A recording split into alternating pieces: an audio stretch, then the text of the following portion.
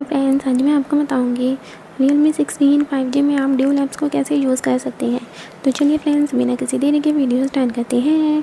तो इसके लिए आपको सबसे पहले फ़ोन के सेटिंग्स में जाना है और इसके बाद आपको यहाँ पर नीचे ऐप्स वाले ऑप्शन मिलेगी, आपको इस पर क्लिक करना है और यहाँ पर आपको ऐप क्लोनर पर क्लिक कर देना है।